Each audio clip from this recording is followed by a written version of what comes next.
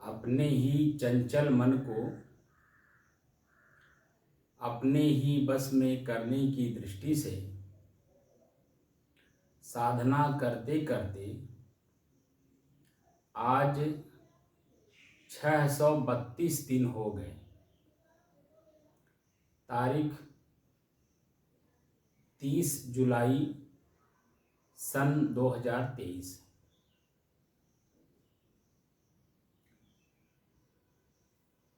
दिन सोमवार, प्रातः काल का समय।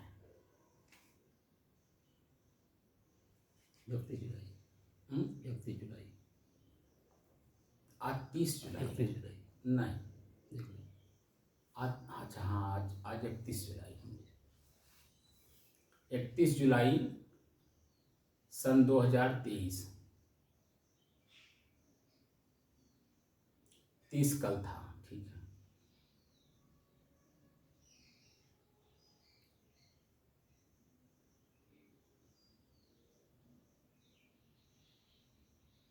अध्यात्म में दो चीजें हैं जीवन में। अध्यात्म में जीवन में दो चीजें हैं। अध्यात्म और व्यवहार। जीवन में दो चीजें हैं, अध्यात्म और व्यवहार।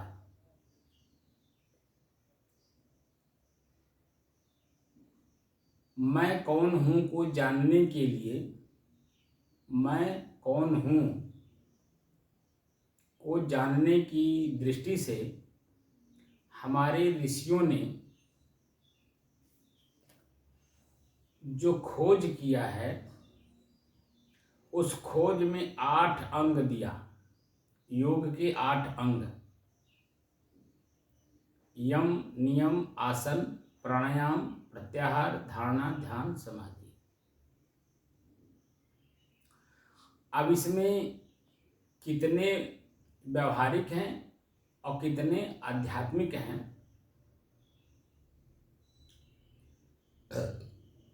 आध्यात्मिक मतलब अंतरंग, अब व्यवहारिक का मतलब बहिरंग, ठीक है ना।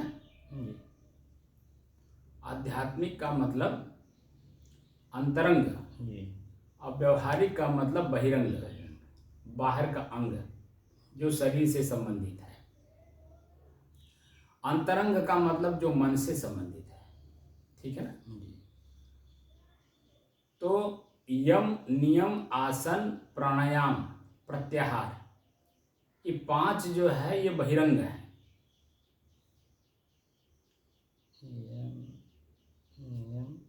यम, नियम, आसन, प्राणायाम, प्रत्याहार इस शरीर से संबंधित है। ये क्या है? बाहर बहिरंग, बहिरंग जी, बाहर के अंग का जी। धारणा, ध्यान, समाधि ये अंतरंग है, अंदर के अंग हैं।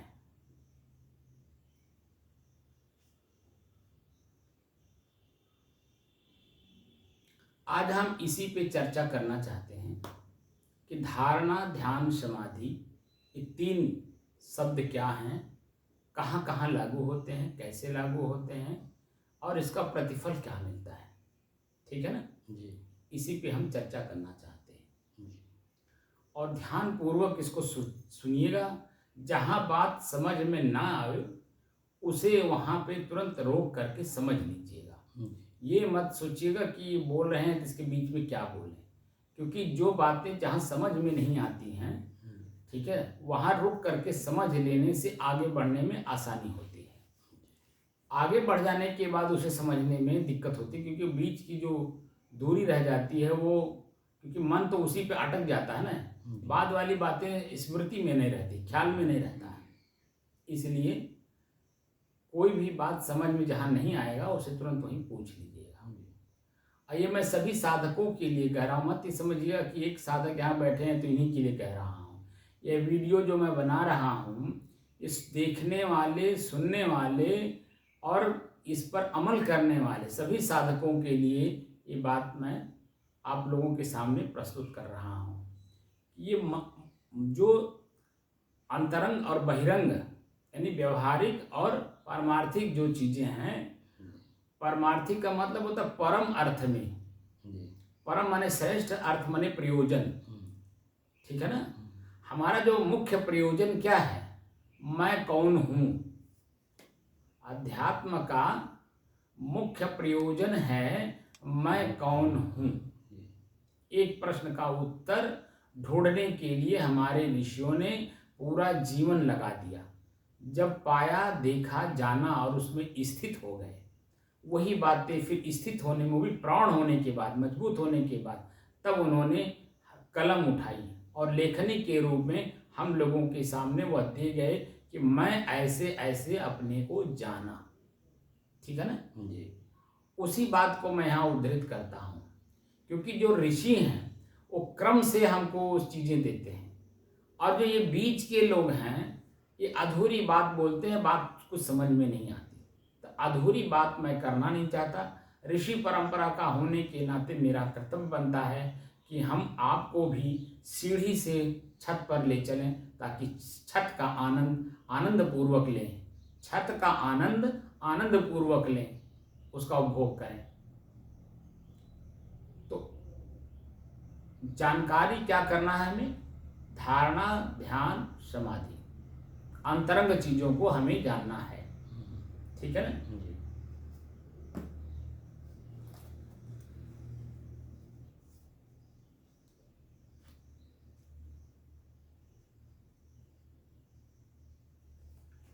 यह है पातंजलि योग दर्शन, ठीक है ना।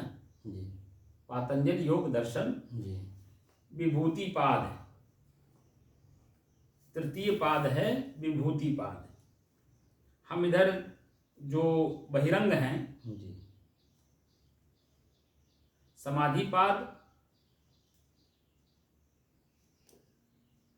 और साधन पाद, इनको हम छोड़ दे रहे हैं।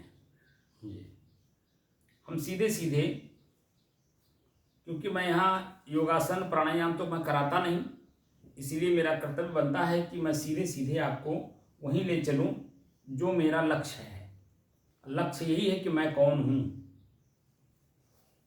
तो अंतरंग जब तक नहीं होंगे, अंतर्मुखी उसको बोलते हैं, जब तक नहीं होंगे तब तक ये बातें समझ में नहीं आती है।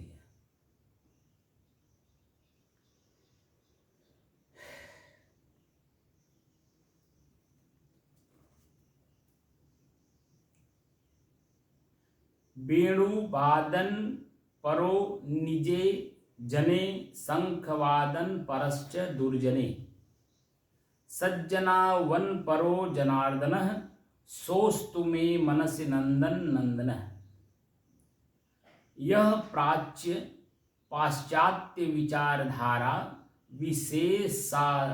विशेषांतई गुण सगुणेशवादम हित्वा जागौ निर्गुणवादमेकं, श्रीमत्कबीरम तमहम प्रपद्ये। ये प्रार्थना कर रहे हैं। जो टीका करने वाले हमारे ब्रह्मलीन मुनि हैं, वो एक कबीरपंथी संत थे, लेकिन बहुत बड़े विद्वान संत थे। तो उन्होंने अपने गुरु कबीर साहब को प्रार्थना करते हुए आगे बढ़ रहे हैं। प्रथम तथा द्वितीय पाद में क्रमशः समाधि तथा समाधि के साधनों का निरूपण किया गया है। निरूपण मतलब जानते हैं जी, समझाया गया है, बताया गया है। उनमें श्रद्धा पूर्वक प्रवृत्ति यानी प्रवेश के कारण विभूतियों का निरूपण करना चाहिए, अन्यथा प्रवृत्ति यानी प्रवेश नहीं हो सकती है। अतः विभूति पाद का आरंभ होता है। यद्यपि कैवल्य पद प्रतिपादक शास्त्र में सांसारिक फल रूप विभूतियों का निरूपण अनुपयुक्त होने से विभूति पाद का आरंभ निष्फल है। सांसारिक फल, बेटा बेटी, घर द्वार, मकान, ठीक है, शरीर शरीर से संबंधित रोग का निवारण, जी ये सांसारिक फल है। सांसारिक फल रूप विभूतियों का निरूपण अनुपयुक्त होने से, अनुपयुक्त जानते हैं ना? उपयुक्त अनुयुक्त। हाँ, उपयुक्त मतलब अच्छा, प्रयोग करने वाला। प्रयोग करने वाला, अनुपयुक्त का मतलब न प्रयोग करने वाला। न करने वाला। अनुपयुक्त होने से विभूति पाद का आरंभ निष्फल है। अगर उसके लिए हम करें तो विभूति पाद का आरंभ निष्फल है, उसमें कोई फल नहीं प्राप्त होगा। तथापि विभूतियों के निरूपण से जिज्ञासु को जब यह निश्चय हो जाएगा कि अनात्म पदार्थ विषयक समाधि से जब निम्नलिखित ऐश्वर्य यानी विभूति अवश्य प्राप्त होते हैं, तब पुरुष विषयक समाधि से पुरुष साक्षात्कार द्वारा कैवल्य पद प्राप्ति भी अवश्य होगा। इस प्रकार के श्रद्धा पूर्वक योगाभ्यास में जिज्ञासु जन अवश्य प्रवृत्त होंगे। इसके लिए विभूति पाद का आरंभ सफल है।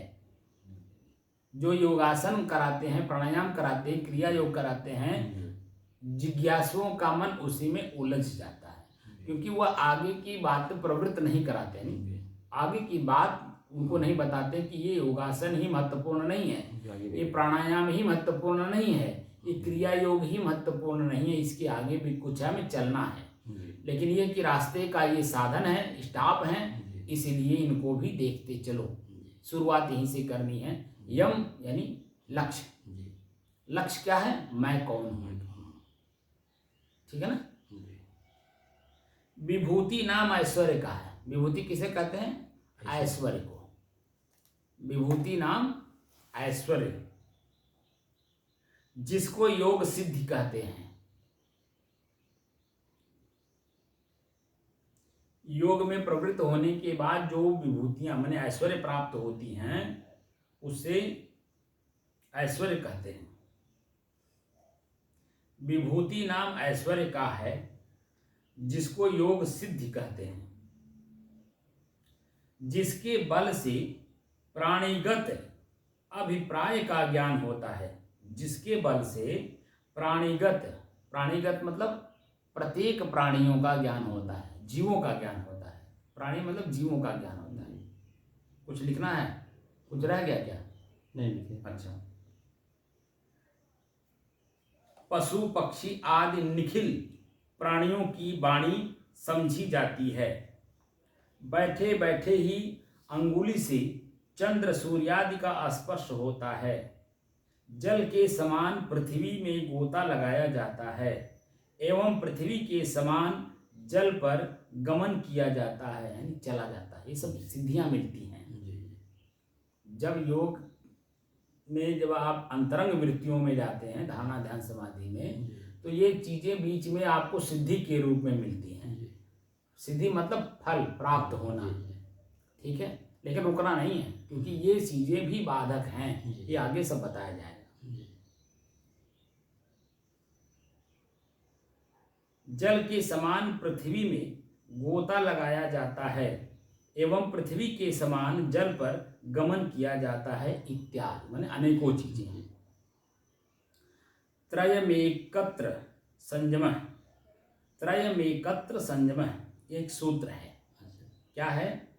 इस अग्रिम सूत्र से धारणा, ध्यान तथा समाधि, इन तीनों के समुदाय को संयम कहा जाता है। संयम किसे कहते हैं? ये बात आज जान लीजिए। हम लोग भी बहुत बोलते रहते हैं, संयम करिए, संयम करिए, संयम करिए, ठीक है। व्यवहार में हम लोग बोलते रहते हैं ना, संयम करिए या संयमित जीवन जीने का प्रयास करिए। तो संयम क्या है ये जान लीजिए। त्रयमेकत्र संयमः, इस अग्रिम सूत्र से धारणा, ध्यान तथा समाधि, धारणा, ध्यान, समाधि, ये तीनों जो है इन तीनों के समुदाय को संयम कहते हैं। तीनों के समुदाय को संयम कहते हैं। इस पाद में प्रतिपादित विभूतियां संयम से ही साध्य हैं। इस पाद में माने इस प्रकरण में प्रतिपादित जो बोली कही जा रही हैं, समझाई जा रही, बताई जा रही हैं विभूतियां संयम से ही साध्य यानी प्राप्त हैं, प्राप्त होते हैं। ठीक है। अतः समाधि तत्साधनों में श्रद्धा पूर्वक प्रवृत्त के हेतु भूत विभूतियों का साक्षात साधन होने से संयम यम आदि 5 की अपेक्षा अंतरंग साधन है। ये अंतरंग साधन है 5 की अपेक्षा। 5 क्या है? यम, नियम, आसन, प्राणायाम, प्रत्याहार। ये 5 की अपेक्षा ये जो 3 हैं ये अंतरंग साधन हैं। अपेक्षा माने अलग हैं? अपेक्षा माने अलग अपेक्षा अपेक्षा माने हाँ उनके अलावा अलग अंतरंग साधन है। अतयो इन तीनों का द्वितीय पाद में निरूपण न करके इस प्रकृत पाद में निरूपण किया जाता है। ठीक है ना। अब यहाँ आगे यहाँ शुरू हो रहा है। धारणा, ध्यान तथा समाधि इन 3 अंतरंग साधनों में पूर्व पूर्व उत्तर उत्तर का कारण है। अतः सर्वप्रथम क्रम प्राप्त धारणा लक्षण प्रतिपादक सूत्र का अवतरण भाष्यकार करते हैं। पहला क्या सूत्र दे रहे हैं? धारणा का। उक्तानि पंच बहिरंग साधनानि धारणा वक्तव्येति। उक्त पंच बहिरंग साधनानि धारणा वक्तव्येति।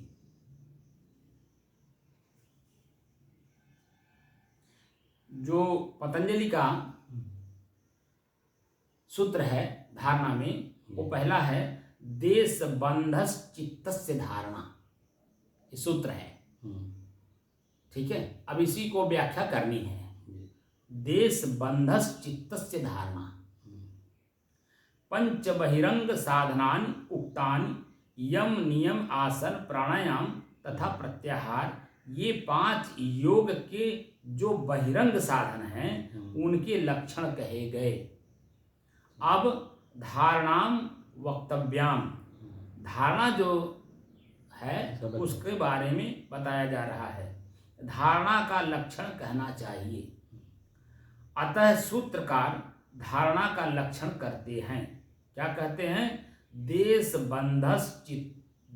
बंध चित्तस्य धारणेति। ठीक है ना। चित्त का जो किसी हृदय आदि देश विशेष के साथ संबंध वह धारणा नामक योग का अंग कहा जाता है। भाषण बता दीजिए। मैं बता रहा हूं, सब बताता हूं। जैसे एक देश है हृदय, नाभि चक्र, हृदय,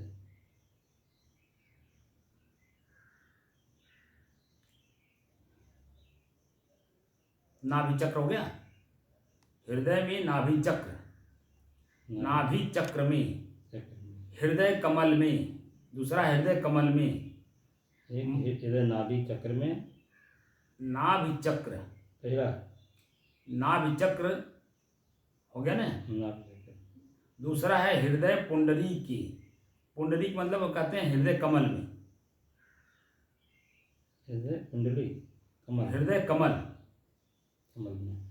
मूर्धनी ज्योतिषी यानी मस्तक में स्थित ज्योति में, जो अंदर हमने लिखा है ना कि 112 विधि है मन को एकाग्र करने का। मस्तक के मस्तक में स्थित ज्योति में, जो ज्योति में हम लोग देखते हैं, ज्योति में, नासिका के अग्रभाग में,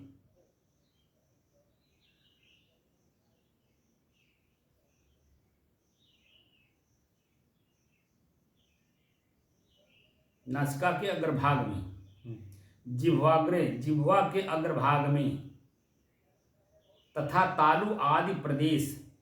इसमें अनेकों बातें हैं, इतना उदाहरण के रूप में हमने लिखा दिया। तालु तालु आदि प्रदेश आदि आंतरदेश रूप विषय में व हिरण्यगर्भ तथा सूर्य आदि बाह्य देश रूप विषय में जो चित्त का बाह्य विषय में चित्त का साक्षात संबंध असंभव होने से केवल वृत्ति द्वारा संबंध यह धारणा कही जाती है। अर्थात बाह्य तथा आभ्यंतर के स्थूल तथा सूक्ष्म रूप किसी भी विषय में चित्त को बांध देना ही धारणा है। लिख लीजिए, स्थूल बाह्य तथा आभ्यंतर के स्थूल, बाह्य तथा आभ्यंतर, आभ्यंतर मतलब आंतरिक, बाह्य तथा आभ्यंतर के स्थूल तथा सूक्ष्म रूप किसी भी विषय में, क्या लिखे, सूक्ष्म रूप किसी भी विषय में चित्त को बांध देना ही धारणा है। जैसे हमने नासिका के अग्रभाग में यानी श्वास को हमने दिखाया, ठीक है, तो आपको धारणा कराया अपने श्वास को देखने का, ये सूक्ष्म विषय है, ठीक है ना, ये धारणा हो गई। ध्यान क्या है? तत्र प्रत्ययिकतानता ध्यानम, ये सूत्र है, पतंजलि योग का सूत्र है दूसरा, तत्र प्रत्ययिकतानता ध्यानम। संप्रति सूत्रकार धारणा साध्य जो ध्यान उसका लक्षण करते हैं, उस यथोक्त हृदय आदि देश रूप विषय में जो ध्येयाकार चित्तवृत्त की एकाग्रता वह ध्यान कहा जाता है। जैसे आप लगातार जब श्वास को देखते थे, देखते उसी में एकाकार हो जाते थे आप, यानी ध्येयाकार हो जाते थे।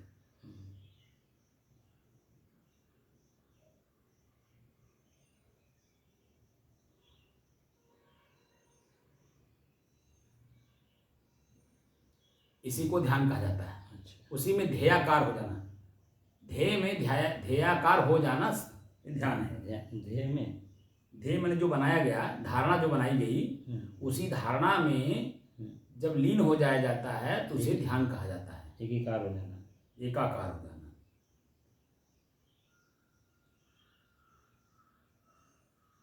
उस यथोक्त हृदय आदि देश रूप विषय में जो ध्येयाकार चित्तवृत्ति की एकाग्रता वह ध्यान कहा जाता है। यानी कि उसमें देखिए मन का कोई कल्पना नहीं रहता, कान से कोई शब्द नहीं सुना जाता, जीभ से कोई स्वाद नहीं लिया जाता, नाक से कोई सुगंध दुर्गंध नहीं लिया जाता, पैर से चला नहीं जाता, हाथ से दिया लिया नहीं जाता है, ठीक है ना। ये सारी चीजें, और शरीर में कहीं दर्द महसूस नहीं होता है, कहीं सुख का अनुभव नहीं होता, आनंद की अनुभूति नहीं होती है। ये सारी चीजें अपने आप शांत हो जाती हैं उसी एक, जो हमने आपको बताया था ना, श्वास को देखिए, ईश्वर प्रणिधानानि इसमें आया भी है। पतंजलि योग दर्शन में वो समाधि पाद में शुरुआती दौर में आया ईश्वर प्रणिधानानि, ये साधन है। ईश्वर प्रणिधानानि, ईश्वर क्या है? आपकी जो प्राणवायु है, तो प्राणवायु को तो हमने दिखाया था, अपने श्वास को देखिए, तो श्वास में ही जब देखते देखते एकदम लीन हो जाते हैं, मन की कोई वृत्तियां नहीं रहती, शरीर का कोई ज्ञान नहीं रहता है, उसे ही ध्यान कहा जाता है, ठीक है ना। आंख मूंद करके बैठ जाना ही ध्यान नहीं है। सारी वृत्तियां देखते देखते शांत हो जाएं, दर्द न रह जाए, आनंद की अनुभूति न रह जाए, मन में कोई कल्पना न रह जाए, नाक से कोई सुगंध दुर्गंध ना हमें महसूस हो, जीभ का कोई स्वाद महसूस ना हो, कान से कोई शब्द हम ना सुन रहे हों, ऐसी वृत्तियों को ध्यान कहा जाता है। एकदम एकाकार, समझ रहे हैं।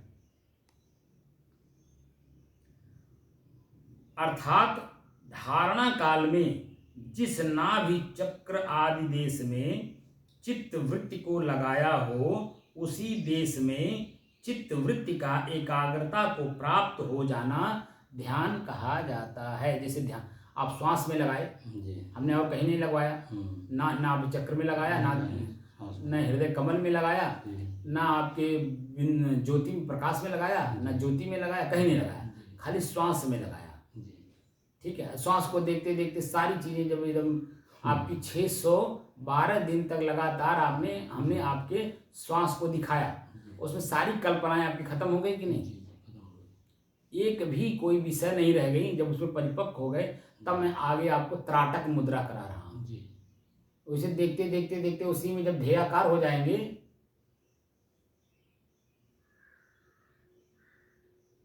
पहले देखिए आपकी आंखें ऐसे ऐसे करती थी शुरुआती दौर में, लेकिन धीरे धीरे लगातार ऐसे खड़ी हो गई, देखने लगी, और मन में कोई बात नहीं है।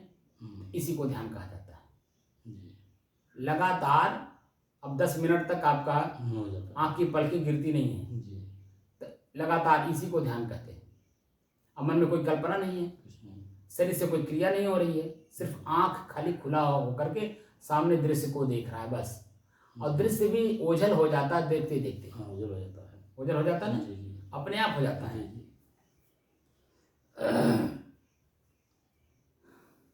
अर्थात धारणा काल में जिस नाभि चक्र आदि देश में चित्त वृत्ति को लगाया हो, उसी देश में चित्त वृत्ति का एकाग्रता को प्राप्त हो जाना ध्यान कहा जाता है।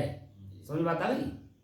जिसमें नाभि चक्र में ध्यान लगाए हो उसी में मतलब शांति। वो तो जैसे अलग अलग लोग कराने वाले लोगों के ऊपर विशेष है। जैसे मैं तो आपको नाभि चक्र में नहीं करा रहा, मैं तो सीधे सीधे श्वास को दिखा रहा हूँ। उस श्वास में आपकी वृत्ति लगातार जो परिपक्व हो गई, उसी को ध्यान कहा गया। ठीक है ना?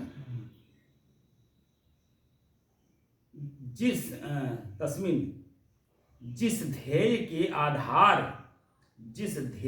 आधार आपका क्या है? श्वास। आपका आधार क्या है? श्वास। ईश्वर प्रणिधानानि, ईश्वर जो ईश्वर शब्द है, ई धन स्वर, ई माने स्वर माने श्वास।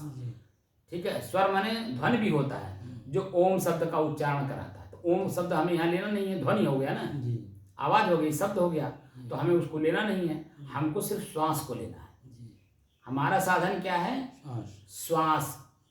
ईश्वर प्रणिधानानि, हमारी जो प्राणवायु है, हम इसी अपने ही प्राणवायु पर ध्यान लगाएंगे, धारणा करके ध्यान लगाएंगे।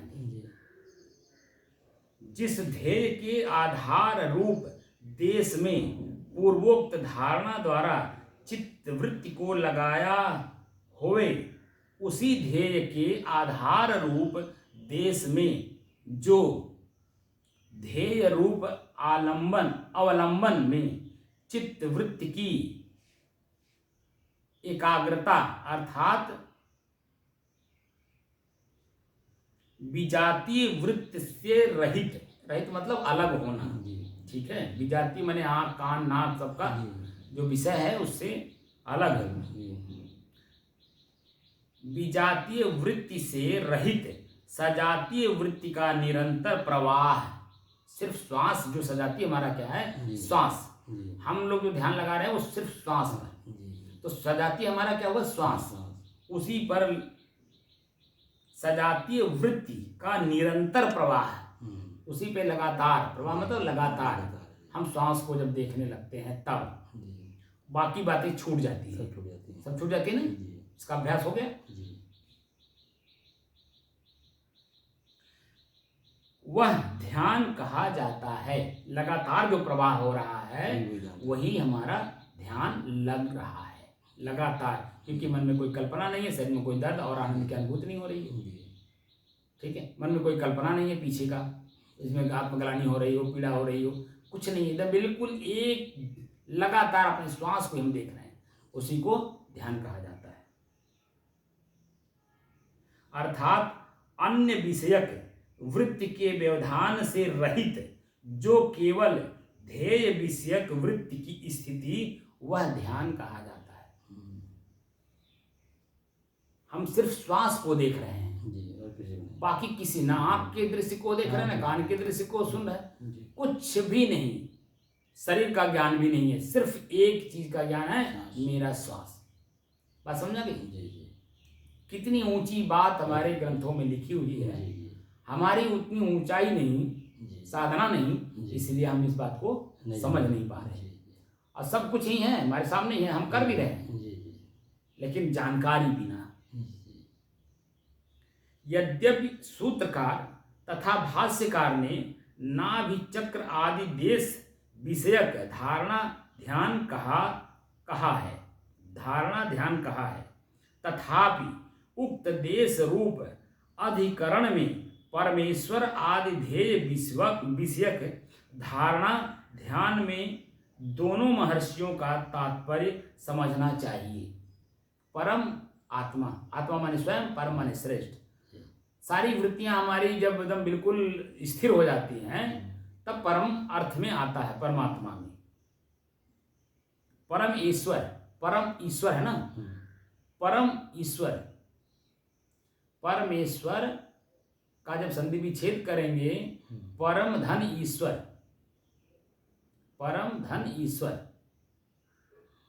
परम माने श्रेष्ठ। अब ईश्वर का भी संधि विच्छेद कर देंगे, ई धनस्वर, तो हमारा श्वास उत्तम हो जाता है। परम माने उत्तम, ठीक है ना, हमारी अपनी श्वास की गति उत्तम हो जाती है, यानी सामान्य चलने लगती है। बात समझ में आ गई?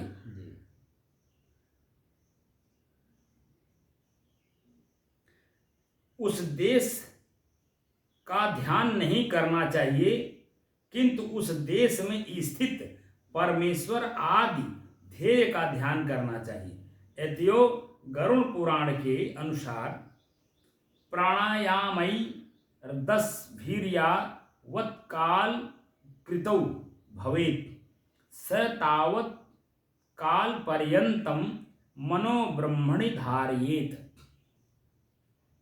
ब्राह्मण किसे धारण करता है, उसके बारे में यही दिखाया जा रहा है। जैसे कहा जाता है ना, ब्रह्म जानाति इति ब्राह्मण है, तो ब्रह्म क्या है जिसे ब्राह्मण धारण करता है, उसके बारे में ये बातें यहाँ दी रही हैं।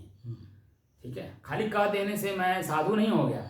जो अपने मन इंद्रिय शरीर को साधे वो साधु है। और जब मन इंद्रिय शरीर तीनों हमारे बस में हो जाए, तब संत की वृत्ति आती है, यानी शांत वृत्ति होती है, तब जाकर के संत का पद मिलता है।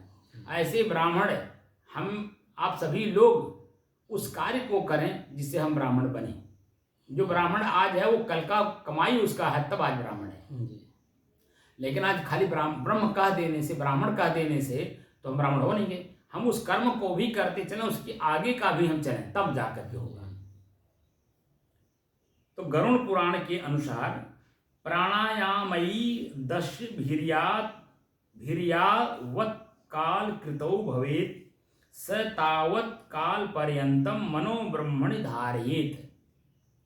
इस श्लोक में ब्रह्म रूप परमेश्वर विषयक धारणा ध्यान कहा है, एवं भगवान शंकराचार्य ने समम काय शिरोग्रीवम धारयन्नचलम स्थिरः संप्रेक्ष्य नासिकाग्रम स्वम दिशश्चानवलोकयन्। इस श्लोक के गीता भाष्य में आत्मसंस्थम मनः कृत्वा, ये जो गीता है इसी में इसकी व्याख्या की गई है। ये जो गीता है इसी में आया है शब्द आत्मसंस्थम मनः कृत्वा किंचित विनय चिंतयेत। किंचित मात्र भी चिंता वहां नहीं होती है। आत्मसंस्थम मनः कृत्वा, इस भागवत वाक्य का प्रमाण देते हुए नासिकाग्र देश रूप अधिकरण में आत्म विषयक ध्यान कहा गया है। नासिकाग्र मतलब ये श्वास, नासिका के अग्रभाग में ही तो श्वास हम लेते हैं, बीच से थोड़ी लेते हैं, श्वास यहीं से लेते हैं, इसी को कहते हैं। एक होता है नासिका के अग्रभाग, यानी ऊपर देखिए तो आंख से देखिए, तो कैसे देखेंगे? नासिका के अग्रभाग को देखिए तो आपकी आंख में तनाव आने लगता है, तनाव आ जाएगा। लेकिन हम यहाँ पे तनाव नहीं देना चाहते हैं, तनाव मुक्त करके काम करना चाहते हैं। इसको सहज बोलते हैं। कबीर की सहज साधना सिखा रहे हैं ना, इसलिए हमें तनाव नहीं लेना है। तो तनाव मुक्त होकर के हमें क्या करना है? इसी में जो अगला जो चरण जो हमें बताया गया, ईश्वर, ईश्वर माने अपनी श्वास, ई धन स्वर, ई माने स्वर माने श्वास, अपनी श्वास को देखिए, नासिकाग्र के अगर भाग में अपने श्वास को देखिए, तो आंख को नहीं खोलना है, बंद करके श्वास का अनुभव करना है कि श्वास कैसे चल रहा है। पहला प्रश्न है, मेरा अपना श्वास कैसे चल रहा है। बस एक प्रश्न का उत्तर पहले अभ्यास करिए, मेरा श्वास कैसे चल रहा है।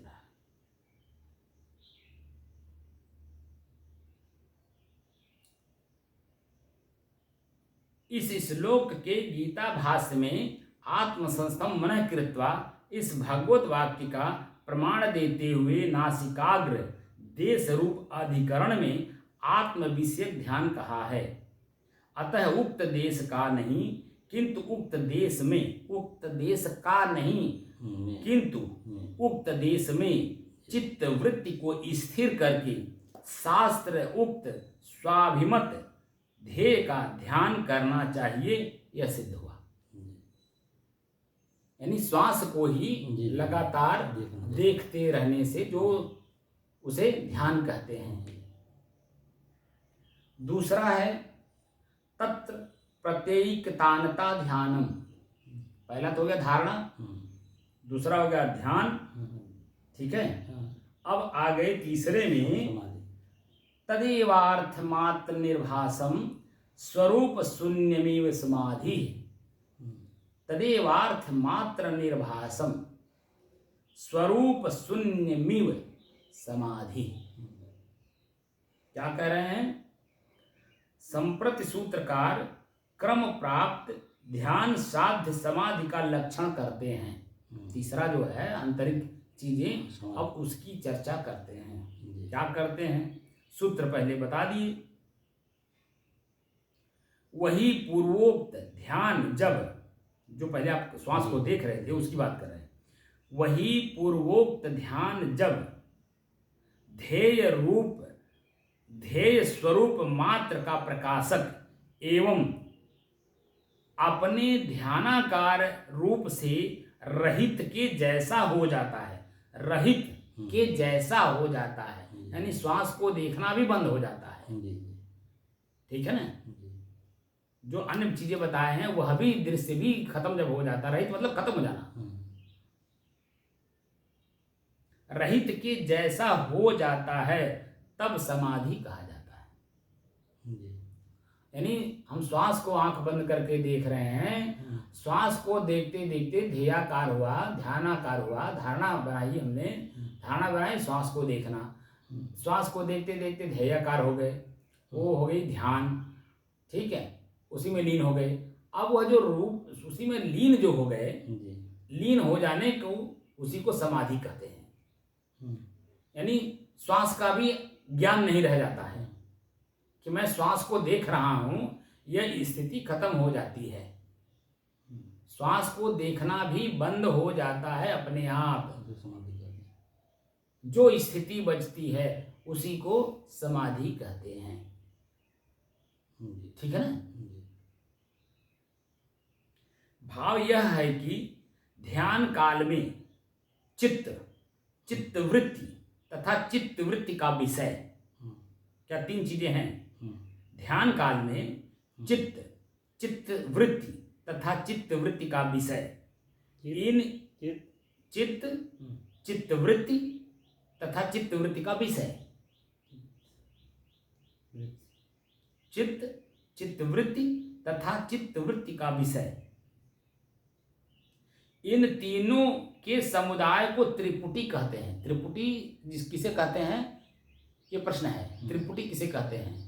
तो ये यहाँ लिख लीजिएगा, चित्तवृत्ति तथा चित्तवृत्ति का विषय, इन तीनों के समुदाय को त्रिपुटी, जिसको क्रमशः ध्याता, ध्यान तथा ध्येय कहते हैं, जिसको क्रमशः ध्याता, ध्यान तथा ध्येय कहते हैं। तो चित्त को ध्याता कहते हैं, चित्त को ध्याता कहते हैं, ध्याता, चित्तवृत्ति को ध्यान कहते हैं, और चित्तवृत्ति के विषय को ध्येय कहते हैं। ध्यान और चित्तवृत्ति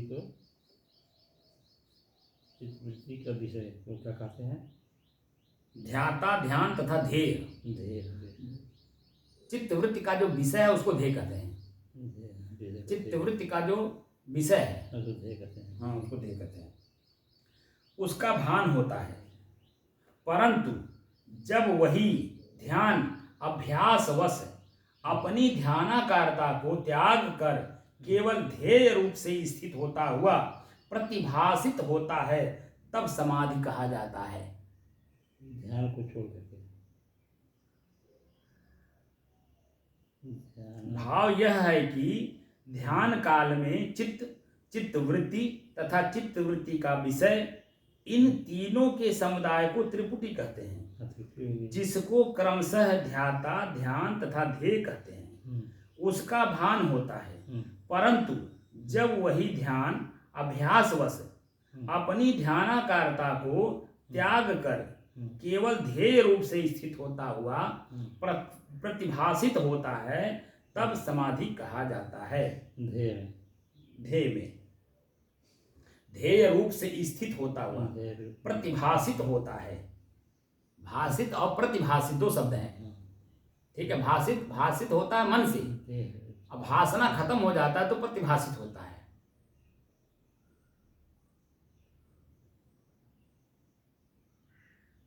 बात समझ में आई? जो आप करते हैं, अब उसी का व्याख्या कर रहा हूं कि आप क्या क्या करते हो, ठीक है ना। जैसे जल में डाला हुआ लवण यानी नमक, जैसे जल में डाला हुआ नमक विद्यमान रहता हुआ भी जल रूप हो जाता है। जल रूप हो जाने से नमक रूप से न भासकर केवल जल रूप से भासता है, ठीक है ना। वैसे ही समाधि काल में ध्यान विद्यमान रहता हुआ भी ध्येय रूप हो जाने से ध्यान रूप से न भासकर केवल ध्येय रूप से भासता है। यदि समाधि काल में ध्यान की विद्यमानता न स्वीकार की जाए तो ध्येय का प्रकाश कौन करेगा, क्योंकि ध्येय का प्रकाश ध्यान ही करता है। इस बात को सूत्रकार ने इव पद से व्यक्त किया है, अर्थात समाधि काल में ध्यान विद्यमान होता हुआ भी उसकी प्रतीति न होने से स्वरूप शून्य जैसा है। वहां शून्यता आ जाती है, कुछ भी दिखाई नहीं देता, एकदम शांत स्थिति रहती है, ठीक है ना। यदि अर्थ मात्र निर्भासम, इस पद में मात्र पद का उपादान न करते तो समाधि का लक्षण ध्यान में अतिव्याप्त हो जाता, क्योंकि ध्यान काल में त्रिपुटी का भान होने से उसके अंतर्गत ध्येय का भी भान होता ही है। और जब मात्र पद का उपादान करते हैं तो यह अर्थ होता है कि केवल ध्येय रूप अर्थ का ही जिसमें भान होता हो, उससे अधिक ध्यान आदि का भान नहीं होता हो, उसका नाम समाधि है। ध्यान काल में ध्येय से अधिक ध्यान का भी भान होने से अतिव्याप्ति नहीं है। जिस काल में ध्यान केवल ध्येयाकार रूप से निरंतर भासमान ध्येय के स्वरूप हो जाने से चित्तवृत्त्यात्मक ध्यान स्वरूप से शून्य के समान हो जाता है, उस काल में वही पूर्वोक्त ध्यान समाधि इस नाम से व्यवहृत होता है, अर्थात ध्यान की परिपक्व अवस्था ही समाधि कही जाती है। बात समझ में आ गई? निम्नलिखित प्रकार से धारणा, ध्यान तथा समाधि में परस्पर भेद और भी इतना समझना चाहिए कि 5 घड़ी यानी 2 घंटा पर्यंत ध्येय रूप विषय में चित्तवृत्ति को लगा रखना, 60 घड़ी यानी 24 घंटा पर्यंत एक तान चित्त से ध्येय का चिंतन करना ध्यान तथा 12 दिन पर्यंत, यानी 12 दिन, देखिए मैं 10 दिन की बात कर रहा हूँ, यहाँ 12 दिन की बात हो रही है। जो मैं वहाँ ध्यान साधना लगाने की बात कर रहा हूँ 10 दिवसीय, देखिए यहाँ 12 दिन की बात कर रहे हैं। 10 दिन भी कम है, ठीक है ना। जिस तरह बता रहे हैं उस तरह से पूरा जीवन ही कम है, ठीक है। फिर भी हम लोग मनमानी काम करते जा रहे हैं, चित्त में अनेकों वृत्त बनाए जा रहे हैं और भी बनाए जा रहे हैं, पीछे के जो उखाड़ नहीं रहे हैं और बनाए जा रहे हैं।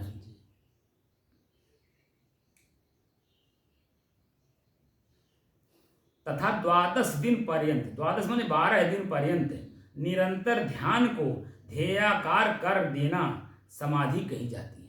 समाधि तब लगती है जब 12 दिन तक ध्येयाकार रहें तब।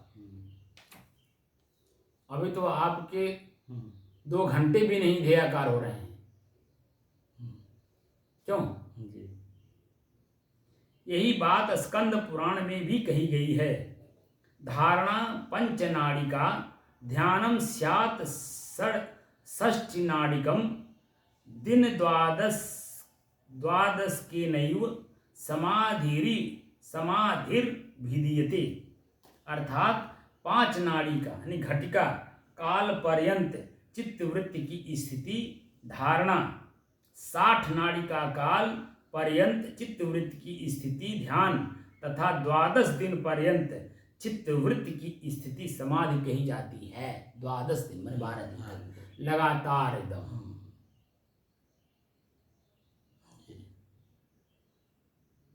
यह 12 दिन पर्यंत जो चित्तवृत्ति की एकाग्रता रूप समाधि है वह पूर्ण समाधि है। पूर्ण समाधि है। वस्तुतः 2.5 घटिका पर्यंत जो चित्तवृत्ति की एकाग्रता वह भी समाधि ही है, अन्यथा तत्काल में जो अनुभव सिद्ध समाधि सुख वह अनुपपन्न हो जाएगा, क्योंकि उस काल में समाधि बिना समाधि सुख का लाभ होना असंभव है। भाई जैसे 1-1 रुपये इकट्ठा करेंगे तब है, तो ऐसे 1-1 मिनट जब आप ध्यान लगाते रहेंगे तब तो 12 दिन तक जाएंगे लगातार। 1-1 दिन लगाए, 1-1 घंटे, 1-1 मिनट, 1-1 घंटे अगर आप लगाएंगे नहीं तो 12 दिन कैसे जाएंगे? क्योंकि एक दिन में 24 घंटा होता है। अब 12 दिन में कितना हो गया? कितने घंटे हो जाएंगे लगातार? तो जब 1-1 करके जोड़ेंगे तभी तो जुड़ेगा। अन्यथा तत्काल में जो अनुभव सिद्ध समाधि सुख वह अनुपपन्न हो जाएगा, क्योंकि उस काल में समाधि बिना समाधि सुख का लाभ होना असंभव है। यहाँ पर इतना विशेष और भी समझना चाहिए कि यम, नियम, आसन, प्राणायाम, प्रत्याहार, धारणा, ध्यान तथा समाधि ये 8 योग के अंग कहे गए हैं और संप्रज्ञात तथा असंप्रज्ञात के भेद से योग 2 प्रकार का है। उनमें ये 8 संप्रज्ञात समाधि के ही अंग हैं। संप्रज्ञात माने संवेदना के आधार पर, यानी जानने योग्य। वह मन से जाना जा रहा है तब तो किया जा रहा है, मन से जान कर किया जा रहा है, तो संप्रज्ञात समाधि। उनमें ये 8 संप्रज्ञात समाधि के ही अंग हैं, असंप्रज्ञात समाधि के नहीं। यह विषय आगे स्पष्ट होगा। इस प्रकार समाधि 3 प्रकार की सिद्ध हुई। अष्टांग के अंतर्गत अंग समाधि, संप्रज्ञात रूप अंगी समाधि और असंप्रज्ञात समाधि। उनमें अंग समाधि ध्यान रूपा वृत्ति का ही अवस्था विशेष है। असंप्रज्ञाति क्या है? असंप्रज्ञात समाधि। उनमें अंग समाधि ध्यान रूपा वृत्ति का ही अवस्था विशेष है, यानी शून्य अवस्था जिसको बोलते हैं। सामान्य से कह दीजिए तो शून्य अवस्था, लेकिन शून्य अवस्था भी नहीं कह सकते, अवस्था विशेष है।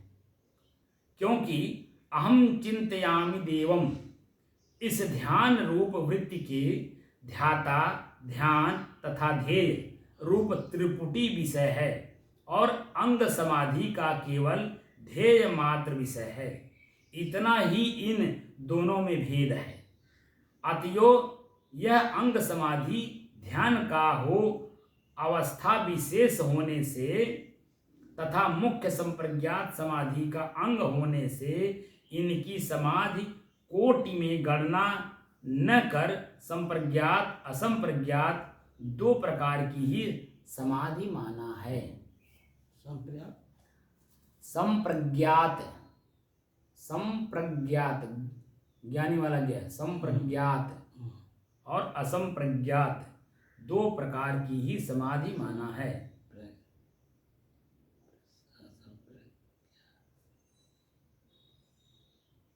दो समाधि है। हाँ, अब आगे बता रहे हैं। उल्लेख किए होंगे, इसका भी उल्लेख किए होंगे दोनों का अंतर। हाँ हाँ, अभी आगे बहुत कुछ मिलेगा, अभी तो शुरू किए हैं ना। जी जी। अंग समाधि और अंगीभूत संप्रज्ञात समाधि में केवल इतना ही भेद है कि अंग समाधि ध्यान वृत्ति रूप केवल समाधि मात्र ही है। मतलब खाली श्वास को जो देखा जा रहा है, जो संप्रज्ञात हो रहा है, संप्रज्ञात का मतलब होता है संवेदना के आधार पे जानकारी। संवेदनाओं के आधार पे जो जानकारी प्राप्त होती है उसे संप्रज्ञात समाधि कहते हैं।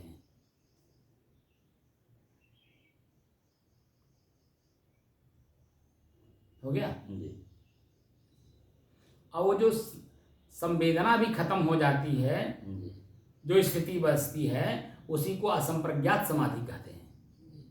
संप्रज्ञात का मतलब मन से देख रहे हैं, असंप्रज्ञात का मतलब मन से देखना भी बंद हो जाता है, वही हो जाता है, देखते देखते वही हो जाता है, उसे असंप्रज्ञात कहते हैं। ठीक है ना। अंग समाधि और अंगीभूत संप्रज्ञात समाधि में केवल इतना ही भेद है कि अंग समाधि ध्यान वृत्ति रूप केवल समाधि मात्र ही है। वह स्वरूप शून्य के जैसा होने से उसमें ध्येय से अतिरिक्त कोई पदार्थ भासता नहीं है। ध्येय के अलावा, ठीक है, जो ध्येय बनाया गया है उसके अतिरिक्त कोई पदार्थ भासता ही नहीं है। इस श्वास को देख रहे हैं तो श्वास ही के बारे में सिर्फ जानकारी होगी और कुछ नहीं होगा। जी तो होगा ही। ठीक है, जो चाहेंगे वही होगा, वही होगा। तो ये अंग समाधि है, क्योंकि वह ज्ञानात्मक प्रकाश रूप नहीं किंतु ध्यानात्मक है। और अंगीभूत संप्रज्ञात समाधि काल में ज्ञानात्मक प्रकाश रूप साक्षात्कार के उदय होने से योगी को चिंतन मात्र से सकल पदार्थ का भान हो जाता है। जैसे जब हम देखते देखते अपने श्वास को देखना, तो हम बिल्कुल, मैं क्या कहता हूँ, 6 चीजें प्राप्त होती हैं। सुगंध, दुर्गंध, सामान्य, ठंड, गर्म, शीतल।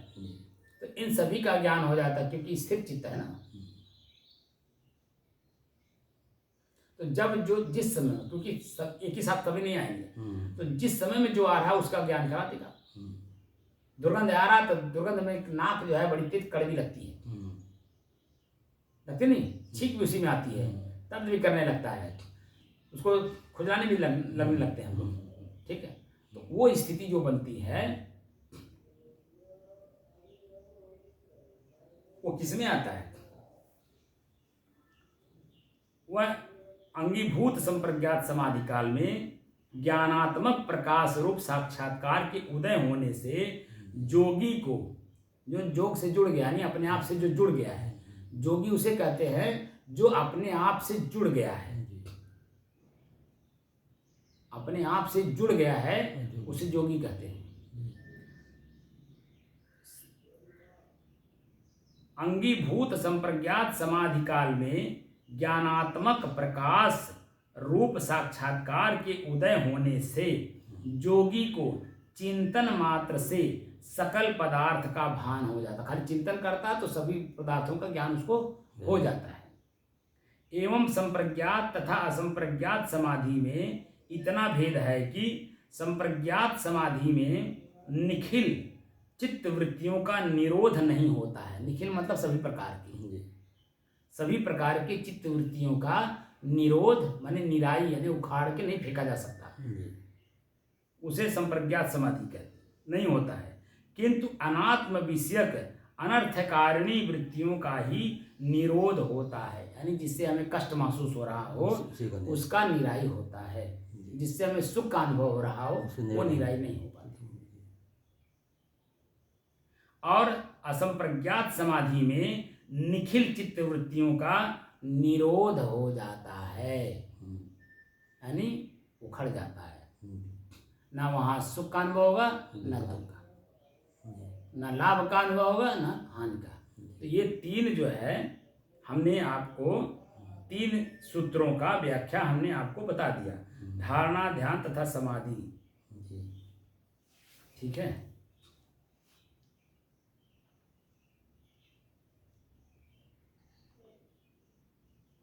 अब हम लोग बैठे हैं अपने समाधि में, जो हम लोगों ने ध्येय बनाया है। इसको सब सरलीकरण नोट बना दें, अच्छा होगा। एक सरलीकरण नोट बना दें, अच्छा होगा।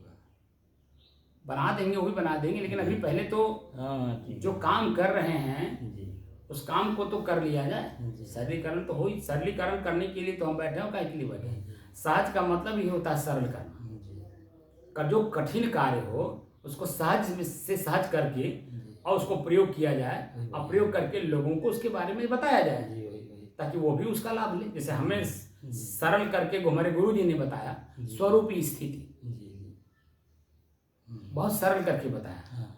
तो स्वरूप स्थिति के बारे में जानकारी वहाँ हुई, लेकिन अन्य चीज़ों की जानकारी नहीं हुई। लेकिन वही सरलीकरण भाषा हम जब संस्कृत पढ़े, और संस्कृत पढ़ करके जब हमने शब्दों की उत्पत्ति, भाव, अर्थ, क्रिया, धातु वगैरह जब जाना, तब जो है ये कठिन से कठिन शब्द भी समझ में सरलीकरण करके हम आप लोगों को बता रहे हैं। क्योंकि जब तक शब्द की उत्पत्ति किस धातु से हुई है, उस धातु का क्या अर्थ है, क्या भाव है, किस अर्थ में प्रयोग किया जा रहा है, अर्थ मतलब फल, परिणाम, फल मतलब परिणाम, किस परिणाम में उसको प्रयोग किया जा रहा है, वो परिणाम अगर पता नहीं है तो कृत्य किए जा रहे हैं। जैसे आम आदमी, वैसे हम खास आदमी। तो आम आदमी और खास आदमी में क्या अंतर? खास आदमी का मतलब होता है कि आम आदमी से उसका अंतर दिखाई दे। आम आदमी गाली भी दे देता है, लाठी भी चला देता है, लेकिन खास आदमी करेगा,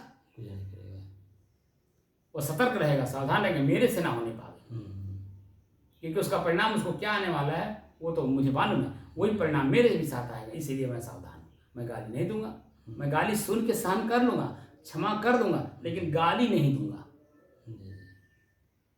क्योंकि जो दे रहा है मैं कष्ट महसूस हो रहा है। तो जब मैं दूंगा तो क्या सामने वाले को कष्ट महसूस नहीं होगा? क्योंकि जो चेतना में हूँ वही चेतना वो भी है। तो चेतना चेतना को कैसे गाली देगा? बोलिए, नहीं देगा ना। चेतना चेतना में रहे, तो चेतना चेतना में रहे, ये कार्य हम लोगों को करना है। हमारी चेतना अपनी चेतना में बनी रहे, ये कार्य करना है। इसीलिए हम लोग ये सब जो प्रक्रिया कर रहे हैं, जो हम अन्य लोगों को भी सिखाना चाहते हैं, वो यही कि अपनी चेतना स्वयं जागृत करिए। ज्ञान का मतलब चेतना से है, जानकारी का मतलब चेतना से है, प्रयोग करने का मतलब चेतना में रह के करना है। जब चेतना में रह के किया जाता है तो क्या, क्यों, कैसे, कब, कहाँ और कौन, ये जो 6 प्रश्नवाचक चिन्ह इसे शास्त्र कहते हैं, इसी को चित्तवृत्ति भी कहते हैं। इसी यही हमारी एक शक्ति भी है। इसी शक्ति को जो है, शक्ति को ही चेतना कहते हैं। और उसी चेतना में रह करके जब हम काम करते हैं तो कोई काम, खराब काम भी हम अच्छा बना लेते हैं। लेकिन अगर चेतना में नहीं है तो अच्छा काम भी बिगाड़ लेते हैं, खराब कर देते हैं, जिससे हमारी ही मानसिक स्थिति बिगड़ जाती है। तो अपनी मानसिक स्थिति न बिगड़े, यथावत शांत बना रहे, इसके लिए ज्ञान की जरूरत है। इसी के लिए हमें किसी एक विशेषज्ञ की जरूरत है, जिनके सानिध्य में मैं अपने आप को परिपूर्ण कर सकूं। वही काम मैं कर रहा हूँ, क्योंकि हमारे ऋषियों के परंपरा में हमारे गुरु जी थे, गुरु जी की परंपरा में मैं आया, तो मेरा भी कर्तव्य बनता है कि जो मेरे सानिध्य में शिष्य आए, शिष्य का मतलब है अज्ञानी, उनको भी हम इसी तरह की चेतना दे करके अपने जैसा बना ले। जैसे गुरु जी ने हमें अपने जैसा बना लिया, ऐसे मेरा भी कर्तव्य है कि सामने वाले को मैं अपने जैसा बना लूं। क्योंकि ज्ञानी जब हो जाता है, ज्ञानी तो है ही है, दारू पीता है, ज्ञानी नहीं पीता है, लेकिन वही दारू के जगह पे चेतना में रह के दूध पिए, वो मेरी विशेषता है। क्योंकि उसमें कड़वापन है, छार है, जलन है, वो अनुभव उसको कराना जरूरी है। उसमें कष्ट है, पीड़ा है, चेतना विहीन हो जाता है आदमी, कुछ का कुछ बोलता है, चलता पैर रखता कहीं है, पड़ता कहीं है।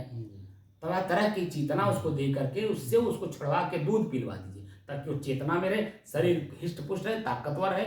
जहाँ उस ताकत को लगाए, उस ताकत का प्रतिफल हमें हमारे आनंद के रूप में हमें मिले। अभी क्या मिला है? दुख के रूप में मिला है, पीड़ा के रूप में मिला है। तो इसलिए वो चेतना हमें देनी है। जो भी साधक हमारे पास आए, उसका काम है वो चेतना धारण करने की दृष्टि से यहाँ आए। चेतना धारण करेगा तो स्वयं चेतनावान हो जाएगा। अगर चेतनावान हो जाएगा तो मेरे जैसा हो गया तो भी अन्य लोगों को भी दे, शिक्षित करे। ज्ञानी ना करे, शिक्षित करे। शिक्षित का मतलब होता प्रयोग करके दिखाए। समझ रहे हैं? तो शिक्षित होकर के रहा जाए, प्रयोग करके देखा जाए, तब जीवन का आनंद है। जब तक प्रयोग नहीं करेंगे तब तक उसका आनंद नहीं। ठीक है, अच्छा साहेब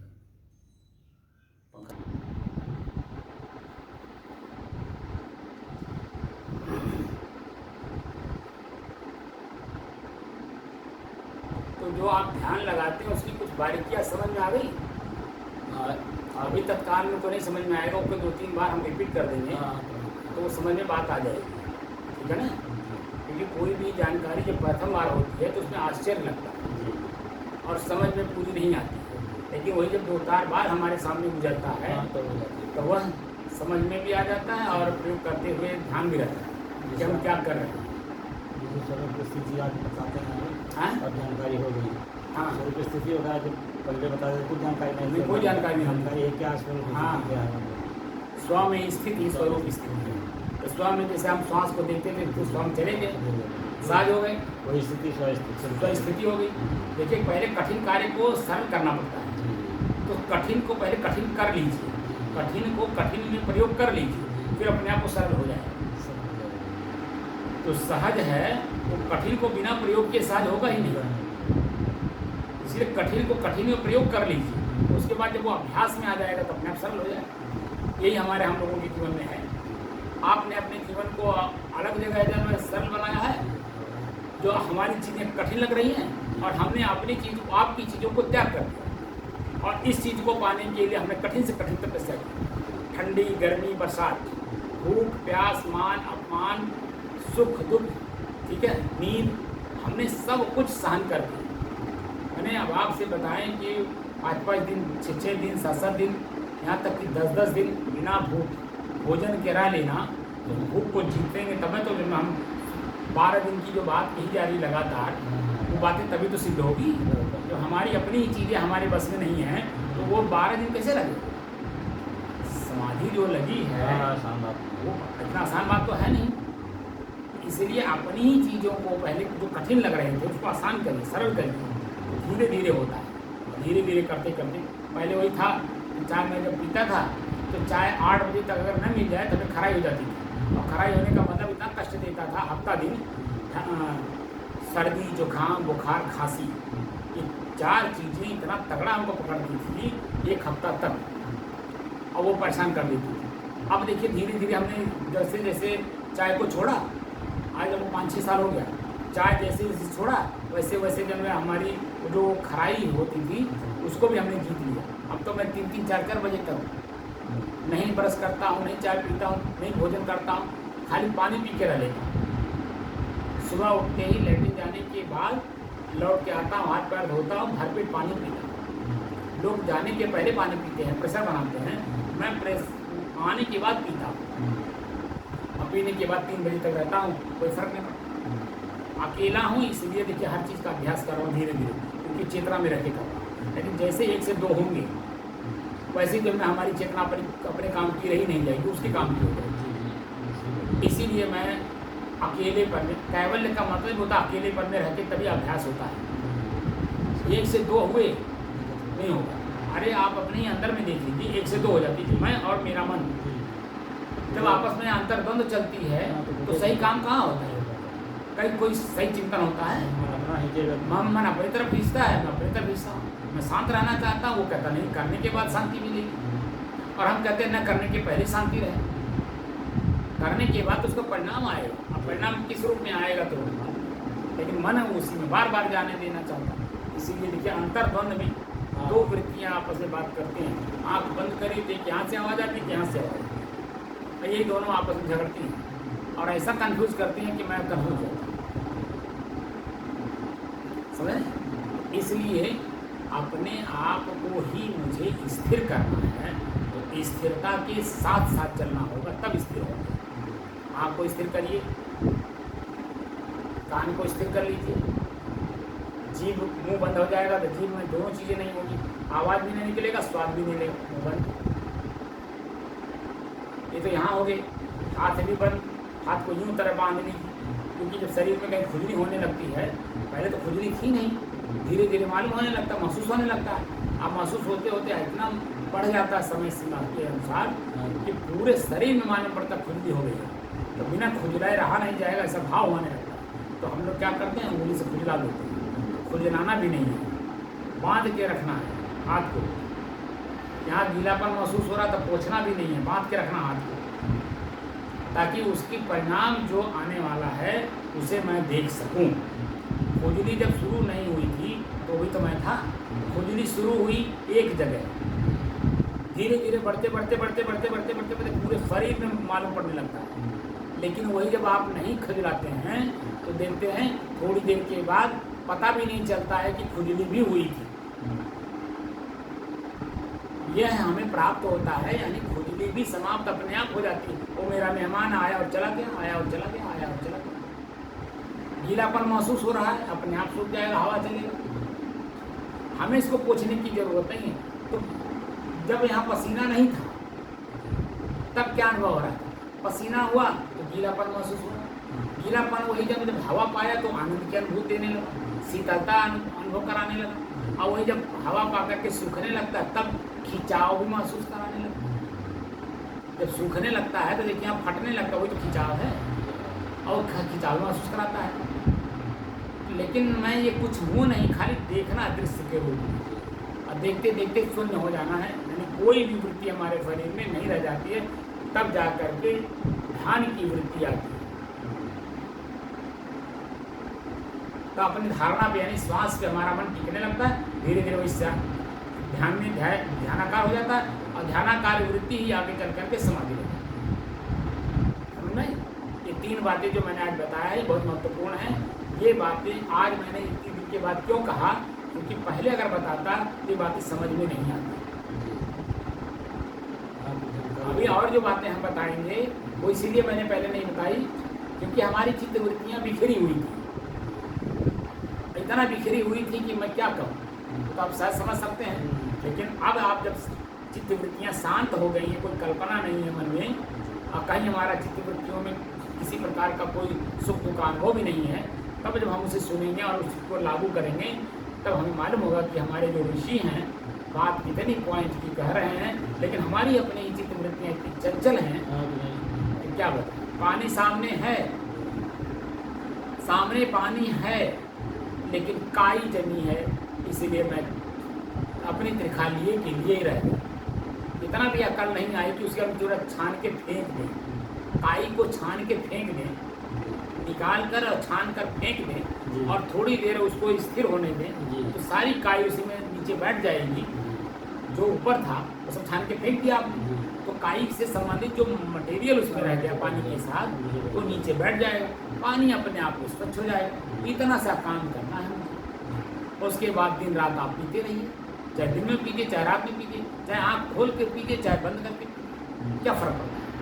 क्योंकि पानी में काई नहीं है, काई से संबंधित कोई विकार नहीं है। कि मेरा मन मस्तिष्क संतुष्ट हो गया है, इसीलिए आँख मूंद कर डूबा के पीजिए। लेकिन आँख खुला है और काई है तो नहीं, लेकिन काई हम संतुष्ट हो गए कि काई नहीं है तो आँख मूंद के पीजिए। वही स्थिति यहाँ है, बस अपने विकारों को छान के फेंकना है। जैसे जैसे फेंकते जाएंगे वैसे वैसे स्वयं अपने आप में स्थिर होते जाएंगे और स्वयं की स्थिति ही मजबूत होती जाएगी, और वही हमारी समाधि लग जाएगी।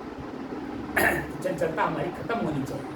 चंचलता जब तक है तब तक हम कुछ भी नहीं कर रहे हैं, बल्कि वो खाली समय बर्बाद कर रहे हैं। समझना है?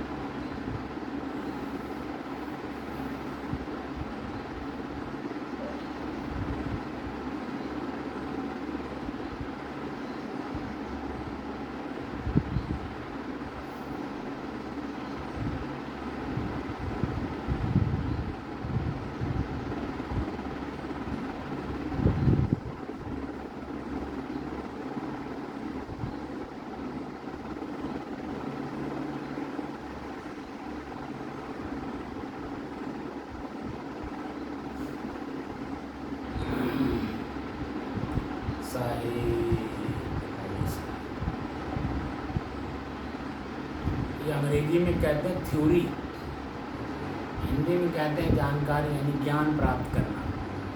तो मैं बाहर बहिरंग रूप में जानकारी दिया आपको और अंतरंग रूप में उसे लागू करना। आँख खोल करके हमने मुंह से जानकारी दे दी, अब आँख बंद करके मुंह बंद करके उसे ध्यान में रख करके लागू करना अपने जीवन में, तब जा करके वो चीज़ें प्राप्त होती हैं। ठीक है ना। थ्योरी यानी ज्ञान यानी प्राप्त किया और उसको प्रैक्टिकल करना यानी प्रज्ञा जगाना, अपने अंदर में उसे आत्मसात करना, तब जा करके वो चीज़ें हमें महसूस होगी, तब आपका आदर भाव बढ़ेगा। अन्यथा जो है वहीं के वहीं रह जाएगी। मनोवृत्तियाँ हमारी हमें गर्त में डालती हैं, हमारी अपनी मनोवृत्तियाँ हमें गर्त में डालती हैं, हमें पता नहीं, लेकिन उसे गर्त से ऊपर लाना है कि मेरा कर्तव्य है। और जानकारी में रख करके यानी ज्ञान के द्वारा, क्योंकि पहले तो महसूस हो कि हमको जो कष्ट हो रहा है, पीड़ा हो रही है, आत्मग्लानि हो रही है, अपने आप की घृणा हो रहा है, तो क्यों हो रहा है, कारण क्या है। तो हमारा जो भारतीय दर्शन है वो कार्य नहीं देखता है, कारण खोजता है, किस कारण से ये कार्य हो रहा है। जब हम उस कारण पे जाते हैं तो कारण का निवारण का रास्ता भी मिल जाता है, कारण का निवारण का रास्ता भी मिल जाता है। और जब कारण का निवारण कर देते हैं तो स्वच्छंद हो जाते हैं, स्वच्छंद हो जाते हैं। स्वबस, स्वतंत्र और स्वच्छंद, तीसरा नंबर में आता है स्वच्छंद। हम स्वच्छंद हो जाते हैं क्योंकि कारण का निवारण। तो हम दुख का कारण कौन है, हमारा अपना ही मन। और जब अपने ही मन पर हम हावी होंगे जानकारी के साथ, तो हमारा ही मन हमारे साथ छल नहीं कर पाएगा, धोखा नहीं दे पाएगा। जैसे कल आप बता रहे थे कि वो डाक में जब डाल दिए तो वो अपने ही इस्तीफा पर अपने दस्तखत कर रहे हैं, उन्हें मालूम नहीं। अधिकारी अपने ही इस्तीफा पर अपने स्वयं दस्तखत कर रहे हैं, अपनी इस्तीफा ले रहे हैं स्वयं से, उन्हें जानकारी ही नहीं है। लेकिन जब जानकारी में इस्तीफा दी जाती तो क्यों, क्या कारण है, स्पष्टीकरण आता है ना, क्या कारण है भाई, क्यों इस्तीफा दे रहे हैं। इस कारण से, स्वास्थ्य के कारण, परिवार के कारण, संन्यास के कारण, पारिवारिक जीवन त्याग करने के कारण, तमाम तरह के कारण जो आएगा वो दिखा देंगे, लेकिन यहाँ कुछ पता नहीं है और अपने ही इस्तीफा दे रहे हैं। तो इसलिए दुख का कारण हम स्वयं ही बन अपने मन के अधीन है, इसलिए, ठीक है ना। इसलिए यहाँ कोई भी काम करना है तो बगैर जानकारी के नहीं करना, जानकारी में रख करके तब करना, तब उसका सुख दुख और सुख दुख से परे मैं स्वयं, क्योंकि दोनों मैं नहीं हूँ, ना सुख हूँ ना दुख। जो सुख दुख का अनुभव हो रहा है मन न करा रहा है, और सुख का अनुभव करा के दुख का पीड़ा देता है। इसीलिए मन को भी मारना है, कैसे मारेंगे, उसकी यथास्थिति दिखा कर। यथास्थिति जब तक देखेंगे नहीं तब तक वो वहाँ से हटेगा कैसे। इसलिए जो थ्योरी मैंने अभी दिया है ये पूरी थ्योरी थी, और ये लागू हम लोग आज 632 दिन पहले कर चुके हैं। उसी का अभ्यास करते करते करते इस लेवल पे हम आ गए हैं, तब जा कर के मैं इस बात को रखा। ये किताब देखिए, मैं लगभग 1100 दिन हो गए, 1100 कुछ दिन हो गए ये किताब फट रही है, ठीक है, और मैं लिख रहा हूँ और मैं जान भी रहा हूँ, लेकिन मैंने इसकी कभी चर्चा नहीं की। इधर लगभग 2 महीना से मैं रोज लेके भी आता हूँ, आप देखे होंगे, ये गीता और ये पतंजलि योग दर्शन और बीजक, ठीक है, ये तीनों मैं यहाँ इसमें, ये तीनों मैं लेके आता हूँ रोज, लेकिन मैं इस पर चर्चा अभी नहीं कर रहा था, क्योंकि अभी हमारी मनोवृत्तियाँ, चित्तवृत्तियाँ ये सब बिखरी हुई थी, ठीक है। तो बिखरे हुए चीज़ को जब हम इकट्ठा कर लिए, ठीक है, तब जा कर के अब जब हम उसका प्रयोग करेंगे तो उसका लाभ आपको भी मिलेगा और साथ साथ अन्य लोगों को। अच्छा, सारी